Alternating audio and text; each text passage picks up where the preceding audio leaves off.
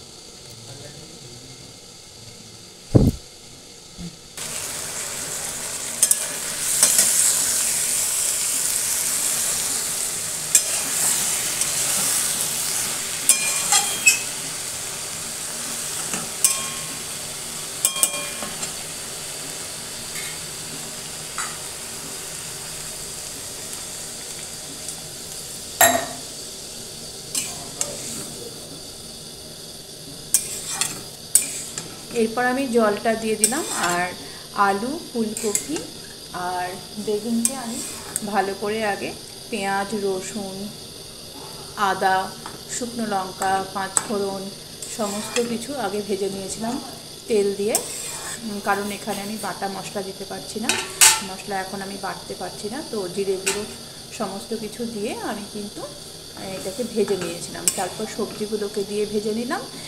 তারপর অনেকটা ভাজা হয়ে গেলে একটু ঢেকে ঢেকে ভাজলাম যাতে স্বাদ হয়। তো ঢেকে ঢেকে ভাজলে দেখবে প্রতিটা জিনিসেরই কিন্তু একটা আলাদা টেস্ট আসে। তো ভাজা হয়ে গেলে তারপর আমি কিন্তু জলটা দিয়ে দিলাম। এদিকে ঢেকে ঢেকে ভাজতে ভাজতেই কিন্তু অনেকটাই সিদ্ধ হয়ে গেছিলো। তারপর জল দিয়ে দিলাম, একটুখানি ফুটে উঠবে, তারপর আমি কিন্তু মাছ ভাজাগুলো দিয়ে দেবো। আর কয়েকটা পিস মাছ ভাজা এখান থেকে আমি রেখে দেবো ছেলের জন্য। তো মাছ ভাজাই খাই, কোনোদিনও ঝোলের মাছ খেতে ও একদমই পছন্দ করে না, কেন জানি না, ওর হয়তো পছন্দ হয় না। কিন্তু তারপর আমি ধনেপাতাগুলোকে ভালো করে ছাড়িয়ে নিলাম। ধনেপাতা অনেকগুলোই ছিল, কিন্তু পুরোটাকে আমি ভালো করে ছাড়াতে পারলাম না, কারণ অনেকটা টাইম লেগে যাবে। এদিকে ঝোলটাও ফুটে এসছে, এই যে তো আজকে কিন্তু একদম ঝলমল করে রোদ হয়েছে, এই দেখো বাইরের আকাশটা বন্ধুরা, দারুণ রোদ হয়েছে। কিন্তু ভাবছি একটু ঘুরতে যাবো, তো কোথায় যাচ্ছি তো চলো সেখানে যাওয়ার পর তোমাদেরকে দেখাচ্ছি। আর আগে তাড়াতাড়ি করে রান্নাটা সেরে নিলাম, তার জন্য বললাম না আজকে আর মশলাপাতি কিছু বাটিনি, শুধুমাত্র ওই সব চেরা চেরা দিয়ে রান্না করেছি, একটুখানি কেটে কুচি কুচি করে নিয়েছি, নিয়ে রান্না করেছি। তো দেখবে এরম করে কেটে কুচি কুচি করে রান্না করলে কিন্তু ভালো লাগে, মানে রসুন বলো, পেঁয়াজ বলো, আদা, এই সমস্ত মশলাগুলো বলছি, মশলাগুলো তো আমরা সাধারণত বেটেই খাই, কিন্তু এইগুলোকে যদি এরকম করে রান্না করা হয় মানে কেটে, তাহলে কিন্তু ভালো লাগে খেতে।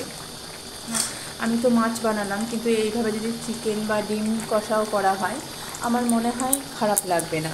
তার সঙ্গে আমি জিরেটা তো আর গোটা দেওয়া যায় না, তো জিরেটা তেলের সঙ্গে গোটা দিলে তেলের মধ্যে ভেজে নিলেও ভালো লাগে। তো জিরেটাকে আমি ওই জন্য করেছি, গুঁড়োটা দিয়েছি, জিরে গুঁড়ো। বেশ কয়েকটা ধনেপাতা আমি কেটে নিলাম মাথা থেকে, তারপর ধুয়ে ভালো করে দিয়ে দিলাম, বেশ অনেকগুলোই হলো ধনেপাতা। অসুবিধা নেই, ধনেপাতাগুলো গলে গেলে খেতে কিন্তু খুব টেস্ট হয়। এই ঝোলের মধ্যে দিলে লাস্টে ধনেপাতার একটা অন্যরকম ফ্লেভার থাকে, ওই জন্য ঝোলটাও কিন্তু অন্যরকম ফ্লেভারই থাকে। তো চলো হয়ে গেল, তো আমি এবারে এটাকে আমি ঢাকা দিয়ে দেবো আর মোটামুটি মিনিট 10 মতো ফুটতে দিয়ে দেবো, তাহলেই সমস্ত ঝোলটা কিন্তু রেডি হয়ে যাবে। এই যে ঢাকনাটা খুলে দিলাম, আর প্রায় সবজিগুলো সিদ্ধ হয়ে গেছে, ঝোলটাও বেশ অনেকটাই মাখা মাখা হয়ে গেছে। এবারে আমি উনুনটাকে বন্ধ করে দেবো।